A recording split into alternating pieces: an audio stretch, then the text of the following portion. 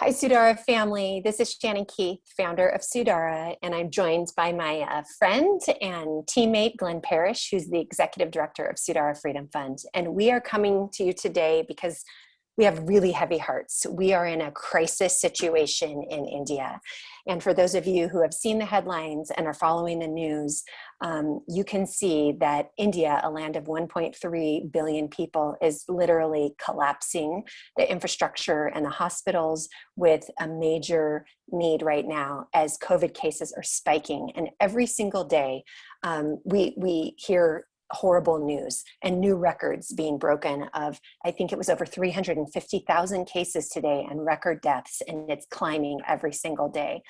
And so the most vulnerable population, as we know, the women and children we serve that are at the bottom of the pyramid, those that are often forgotten, are the ones being the highest affected right now. And so we are talking about a way that we can respond collectively and we can do more good in the world together. And so Glenn has spoken to our partner on the ground, and he's going to give us an update of what's going on and what are the needs and how we can respond. Hi, thank you, Shannon. The situation is really, really dire. People are driving from hospital to hospital to try to find someone that will take their loved one, and there's no space. Our population is incredibly vulnerable. We are shifting, with our partner, shifting the efforts right now to do the most important thing, which is provide food and emergency vaccines to our vulnerable population. There are 655 women, single mothers who have children in the program that we serve over there. The priority is to get them food supplies. Food supplies consist of a packet of lentils and rice and cooking oils that will last them for a week. And that keeps them going during this time.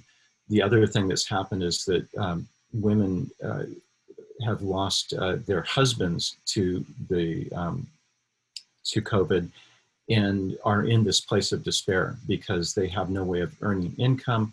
And again, those folks were reaching out with 14 teams going across the city to the most vulnerable people and getting them these supplies. Last spring, we were able to help with this distribution that resulted in 12,000 of these packets going out, and we're going to need at least that amount during this situation. The other thing that's happening again is that the migrant population is moving from the cities back to their rural homes to try to get food as well, and we'll be helping provide food for those folks as well. Yeah, the priority right now is crisis response, which is food and vaccine. And for a woman who government vaccine supplies have run out, so there are some available in private hospitals, but it costs $20 for a vaccine, and our population can't afford that. But if that woman dies, she leaves orphans in a critical situation. So we're going to supply as much food and as much vaccine as we can and continue this work through this crisis so we can get to that point of jobs and training and all the other sorts of things we do. But right now, we need help.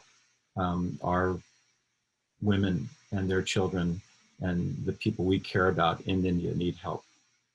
Thank you, Glenn. And so friends, that's what we're asking for today. I know that this has been a horrible year for all of us. And sometimes we get compassion fatigue and we're like, oh my gosh, how much more bad news can we take? How many more crises can we take? And yet now is the time that we're asking collectively, can we dig a little deeper? You know, many of us in the US, we've gotten vaccines for free because our government is committed to pay for them. And so if you can reach in your pocketbook and dig a little deeper and provide a $20 vaccine for a woman who could no way afford that and is a single mom that doesn't want to leave her kids, $14 for a food packet. So a total of $34, you know, that's maybe your coffee habit for a week. Would you be willing to forgo that? I know it's a sacrifice to make when many of you are struggling, but collectively we can do this. We can help meet a really felt need for the most vulnerable people on the planet, those that so many have forgotten about, but yet are near and dear to our hearts. And so you can go right now to sudara.org and join us. Join us in providing completely life-saving measures of food and vaccination for the poorest women and children in India. You can go to sudara.org. You can also continue to buy products, because as we get out of COVID, long-term job creation is our mission, and that's very important. As we move from crisis to development, that will still be a thing. So you can buy product and donate all at the same time at sudara.org. We will absolutely keep you updated. Thank you from the bottom of our hearts, and on behalf of all the women and children we are serving, we would love your thoughts and prayers as well. We appreciate you.